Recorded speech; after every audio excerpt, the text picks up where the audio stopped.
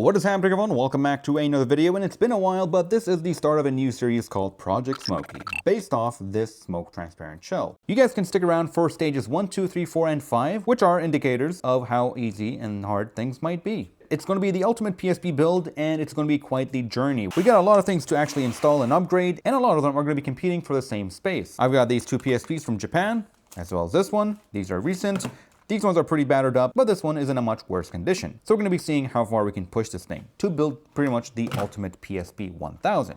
That being said, let me go ahead and use this PSP to go over exactly what I have in mind. So stage 1, we're going to start off with the shell upgrade, as well as the IPS screen, as well as testing out old batteries, new batteries, cheap batteries, and the best ones that are currently on the market, which are from Ostent. Unfortunately, my delivery got delayed, so that video will come out later. Now moving on to stage 2, we do have another screen upgrade, this time in the form of a glass lens. Yes, this is solid glass. It's going to make this thing look a whole lot better, and it's going to definitely be an upgrade over whatever screen you have. It doesn't matter if you have an IPS or not, it's going to make the colors look a whole lot better, and overall, it's a quality of life upgrade, as it's not easy to scratch, and it doesn't have any of the warpage on the edges that you get with all the PSP models. Just keep in mind that you do need a third-party housing if you do have the 1000 model, as the lens is integrated into the faceplate. And as a side note, I just noticed that this thing is warped. I bought it back in 2021 and haven't opened it until now.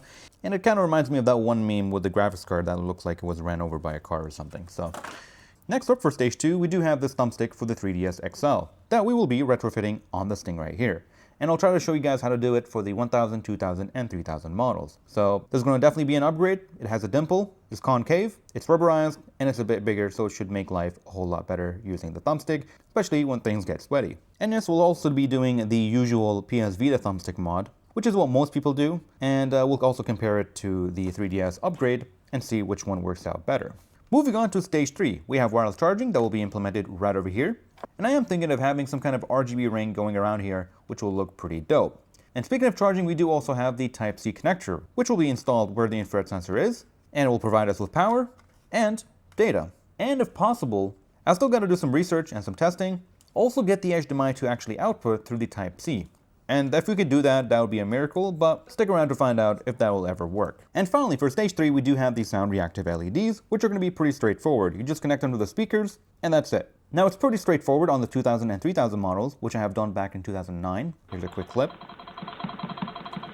Yeah, I really missed that PSP. However, with the 1000 model, the speakers use wires, so you'll definitely have to do some soldering. Now, moving on to stage 4 is where things get really complicated. By default, this HDMI output mod requires you to sacrifice both the UMD and the infrared sensor, as this thing will sit inside the UMD bay, which will have the HDMI out poking out from the infrared hole. Except, like I mentioned, I do want to keep the infrared. I will relocate it somewhere inside so I can control some RGBs for stage 5. But that's not the hard part. The hard part is trying to integrate this Type-C into this port while having also HDMI. So I'm going to have to do a lot of rerouting, a lot of repositioning, and just a whole lot of planning. And there's going to be so many wires going around all over the place. I have no idea how that will go. Now, you're probably saying that's pretty straightforward. Yes, but don't forget, I do want to install the Type-C inside the infrared socket. So first I have to reroute the infrared, install the socket, and then reroute this HDMI somewhere else, or try to figure out a way to actually link it to the Type-C port so I can have data, power, and HDMI out using Type-C,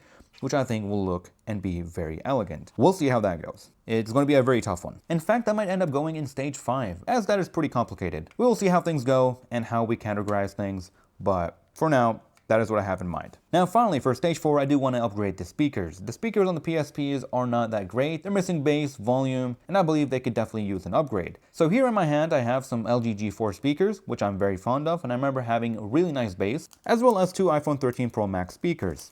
And I also have a Galaxy Note speaker set, and switch speakers coming in, so we'll see how that works out. Now for the speaker part, it's going to be a 2-stage process. So in stage 4, we'll find out if we can install speakers without any case modifications, as well as without an amplifier, and then we'll be looking into options where we can go ahead and modify the case, as well as installing an amplifier to get things going.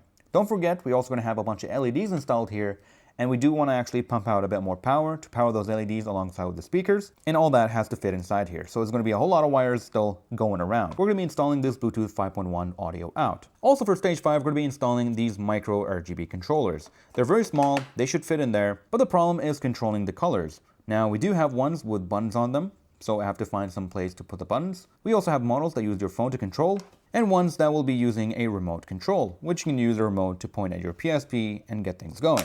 However, like I mentioned before, the one I'm really interested in is the one that uses infrared controls, as I think it's possible to use the built-in infrared sensor to send some signals from the inside to simulate these buttons to control the RGB controller on the inside. So we'll see how that goes. I'm really venturing into an unknown territory. I gotta learn some programming or find someone who's capable of doing it, or even better, someone who can do it through a plugin where we can open up the menu and change the colors from the shell menu. And finally, for stage 5, we're gonna be installing a dual analog stick mod, which unfortunately will have us remove the original charging port. And that is pretty much it. So I have to make videos for each of them, show you guys how to do it step by step in the best possible format. And it all has to fit inside this shell. Of course, this part right here, alongside with the UMD, are going to be the main two parts where we install these components, things like the amplifiers, the RGB controllers, and the Bluetooth out, and whatever else we have to fit in here. So yeah, that is all for this video. For those who do follow me, I do have 3 channels, VR Commando, Live Commando, and Total Commando. Every now and then I switch channels, and I focus on one of them. For the first time, I'm focusing on Total Commando, alongside all the DIY modding stuff. So this year, and this studio is focused solely on this channel. So I'm very excited. I got all my tools. Everything is ready, and I've invested a lot of money into different parts, and I have a ton of different video ideas that I want to do, other than Project Smokey. So that being said, guys, stay tuned for next week, where we'll be doing the case and IPS screen upgrades, and then moving forward from there. Thank you all for watching, and I'll see you guys in the next one. Take care, everyone.